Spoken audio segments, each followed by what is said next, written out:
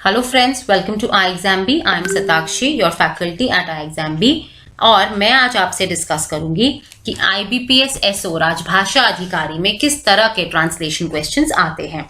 हम जानते हैं कि राजभाषा अधिकारी का एग्जाम, उसमें हिंदी के क्वेश्चन जरूर आते हैं और साथ ही आते हैं English to Hindi and Hindi to English translation questions. तो आइए चलिए देखते हैं कि हम कैसे इन क्वेश्चंस को सॉल्व कर सकते हैं और किस तरह के क्वेश्चंस एग्जाम में आते हैं। इससे पहले कि हम क्वेश्चंस देखें, मैं आपको बताना चाहूंगी कि iExamBee का एक एक्सक्लूसिव IBPS SO राजभाषा अधिकारी के लिए ऑनलाइन कोर्स है। इस कोर्स में आपको वीडियो लेसन्स मिलेंगे, स्टडी नोट्स मिलेंगे, प्रैक्टिस टेस्ट मिलेंगे, लाइव सेशन और इंटरव्यू गाइडेंस मिलेगी। इस कोर्स के दौरान iExamBee की एक्सपीरियंस्ड फैकल्टी और पैनल द्वारा आपका मार्गदर्शन किया जाएगा। इस कोर्स का फ्री डेमो हमारी वेबसाइट पे अवेलेबल है, उसे जरूर देखें और कोर्स की किसी भी जानकारी के लिए इस नंबर पर कॉल करें। तो देखिए, एक ऐसा सवाल आता है एग्जाम में कि आपको क्वेश्चन में एक हिंदी शब्द दिया गया होगा और उसके लिए अंग्रेजी शब्द नीचे आपको 4 ऑप्शन में दिए हुए होंगे। आपको सही शब्द का चयन करना है और बताना है कि हिंदी शब्द जो क्वेश्चन में गिवन है उसका अंग्रेजी अनुवाद क्या है। वाणिज्यिक बैंक, इसका क्या मतलब होता है? देखिए, प्राइवेट बैंक क्या होते हैं? निजी बैंक। रीजनल रूरल बैंक्स क्या होते हैं? आपके क्षेत्रीय ग्रामीण बैंक। पब्लिक बैंक क्या होते हैं? आपके सार्वजनिक बैंक। और कमर्शियल बैंक होते हैं आपके वाणिज्यिक बैंक्स। तो इसका सही उत्तर है ऑप्शन 2 यानी कि कमर्शियल बैंक। आइए एक और ऐसा शब्द देखते हैं। यहाँ हमें शब्द दिया है मुद्रास्फीति। डिफ्लेशन को हम बोलते हैं अपस्फीति। कैश फ्लो को हम बोलते हैं नगद प्रवाह। और इंक्रीमेंट क्या होता है? वृद्धि। तो इन्फ्लेशन होता है हमारा मुद्रास्फीति। कुछ इसी तरह का सवाल होता है, बट अब हमें सवाल में अंग्रेजी शब्द दिया गया होता है और हमें करना है हिंदी अर्थ का। आइए देखते हैं यहाँ पर इंसॉल्वेंसी। इंसॉल्वेंसी हमने बहुत बार सुना है। इंसॉल्वेंसी का मतलब हिंदी में क्या होता है, ये हमें यहाँ पे निकालना है। तो यहाँ देखें, संरक्षण का मतलब होता है प्रोटेक्शन, तो ये इसका सही उत्तर नहीं है। दिवालियापन क्या होता है? बैंकरप्सी, ये हम बहुत सुनते हैं, बैंकरप्सी। निर्यात होता है आपका एक्सपोर्ट। तो इंसॉल्वेंसी को कहते हैं शोधन अक्षमता। तो इसका सही उत्तर है ऑप्शन 2 यानी कि शोधन अक्षमता। इसको हम इंग्लिश में कहते हैं इंसॉल्वेंसी। अब आइए देखते हैं ऐसा ही एक और सवाल। इसमें हमें अंग्रेजी का शब्द गिवन है सिस्टेमिक इंप्रूवमेंट्स। आइए देखते हैं इसको हिंदी में क्या बोलते हैं हम। सार्वजनिक सुधार। सार्वजनिक मतलब क्या होता है? पब्लिक। तो ये इसका सही ऑप्शन नहीं है। संशोधित का क्या मतलब होता है? रिवाइज्ड। तो ये भी इसका सही ऑप्शन नहीं है। संस्थागत का क्या मतलब होता है? इंस्टीट्यूशनल। तो ये भी इसका सही मतलब नहीं है। प्रणालीगत मतलब कि सिस्टेमिक। प्रणालीगत सुधार मतलब सिस्टेमिक इंप्रूवमेंट्स। तो इसका सही उत्तर है ऑप्शन 4। अब पहले हमने देखा था कि हमें सवाल में केवल एक आध शब्द गिवन थे। अब हमें क्या दिया जाएगा? पूरा एक वाक्य दिया जाएगा और उसका हमें अनुवाद नीचे दिए गए ऑप्शंस में से चूज करना है।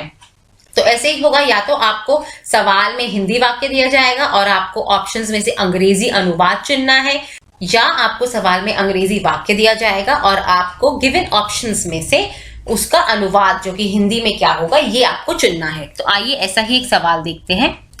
अब यहाँ हमें अंग्रेजी का वाक्य दिया हुआ है और हमें उसका हिंदी अनुवाद चुनना है। आइए देखते हैं। As a researcher he never compromised and often fought alone for ideas at times।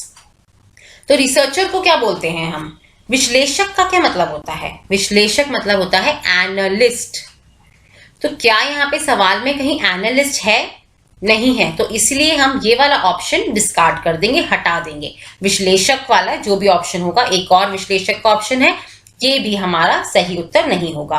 तो देखिए, शोधकर्ता मतलब रिसर्चर।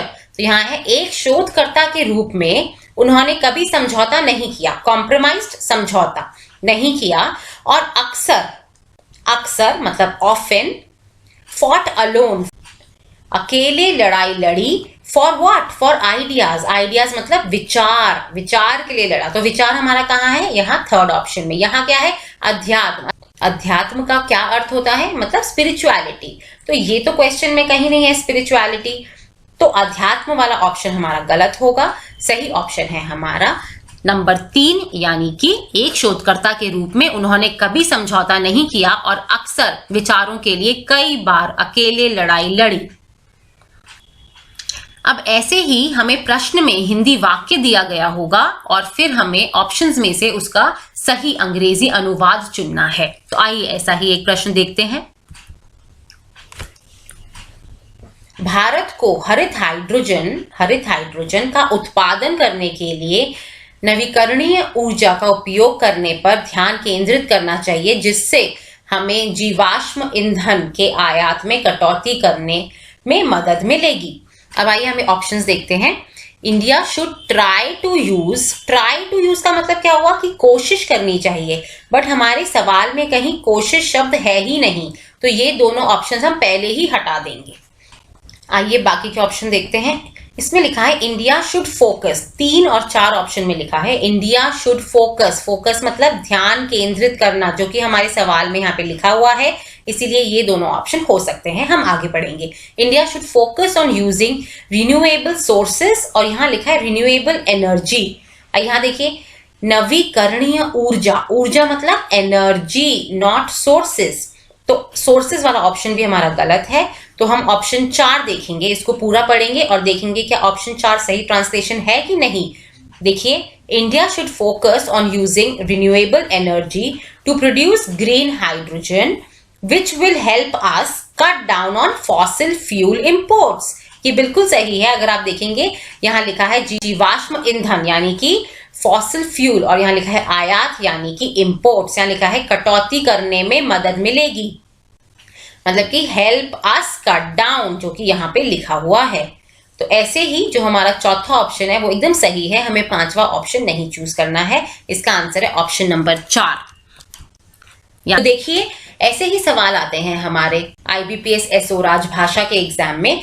अगर आप चाहते हैं कि हम आपको इस एग्जाम से रिलेटेड और भी इंफॉर्मेशन दें, हम लोग एक वेबिनार होल्ड कर रहे हैं दिसंबर में, और अगर आप वो वेबिनार अटेंड करना चाहते हैं तो डिस्क्रिप्शन में गूगल फॉर्म गिवन है, आप उसको जरूर भरिएगा। अगर आपको ये वीडियो पसंद आई हो, इस वीडियो को जरूर लाइक और शेयर करें, हमारे चैनल को जरूर सब्सक्राइब कीजिएगा और बेल आइकन दबाना ना भूलें, जिससे कि आपको हमेशा अपडेट्स मिलते रहें।